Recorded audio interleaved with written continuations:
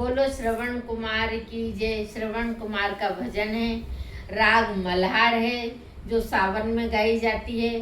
राग मल्हार बहुत अच्छी लगती है, तो आप सुनिए और मुझे भी बहुत पसंद है।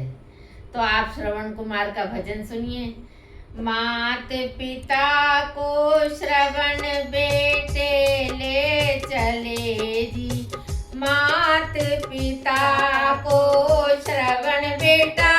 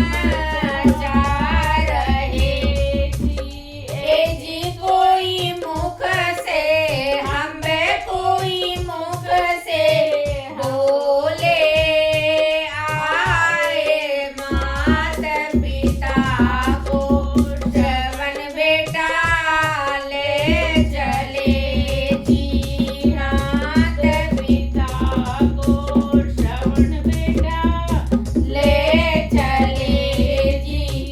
इसमें कसूर मामा तेरो नहीं जी, इसमें कसूर मामा तेरो नहीं जी।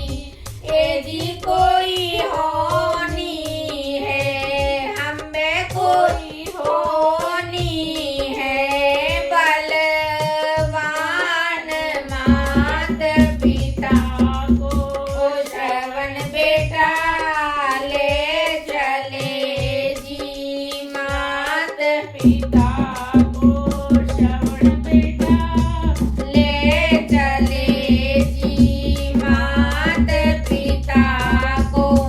जल मामा पिला देओ जी मात पिता को, जल मामा पिला देओ जी।